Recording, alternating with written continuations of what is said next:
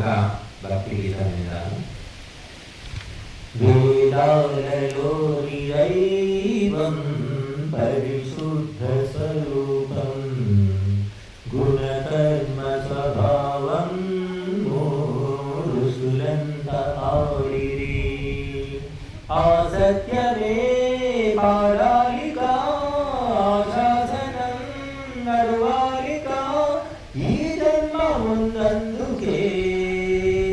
వేదాలలోని దైవం పరిశుద్ధ స్వరూపం గుణకర్మ స్వభావం ఋషులంత ఆడిరి.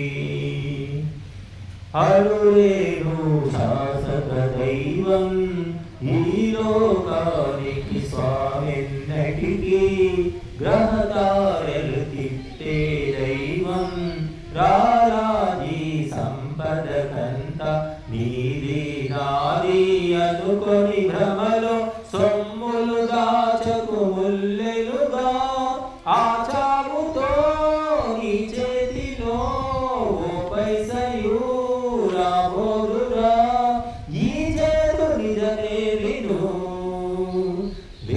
వేదాలలోని దైవం పరిశుద్ధ స్వరూపం గుణకర్మ స్వభావం ఋషులంత ఆడిరి.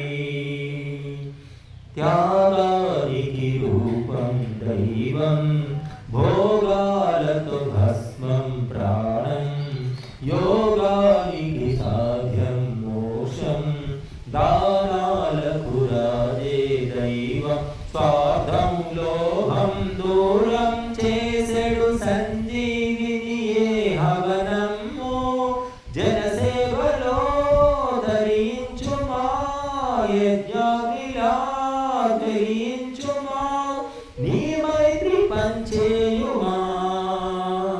వేదాలలోని దైవం పరిశుద్ధ స్వరూపం గుణకర్మ స్వభావం ఋషులంత ఆడిరి.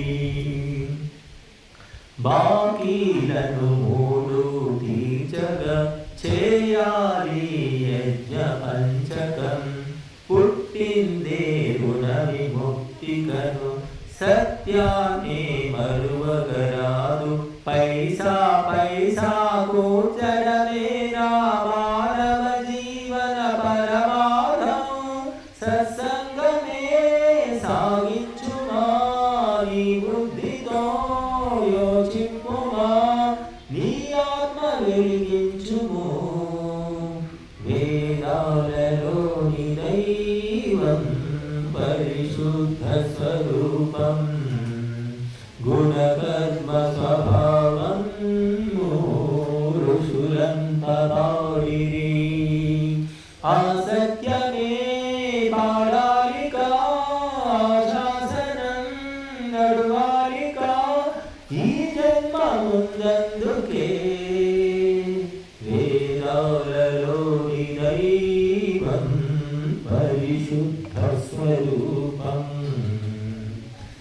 మరికొన్ని విషయాలు యజ్ఞాన్ని గురించి తెలుసుకుందాము. ఇప్పటిదాకా మనం యజ్ఞాన్ని చేసుకున్నాం. యజ్ఞం యొక్క గొప్పతనం ఏమిటనేది కొన్ని విషయాలు తెలుసుకుందాం.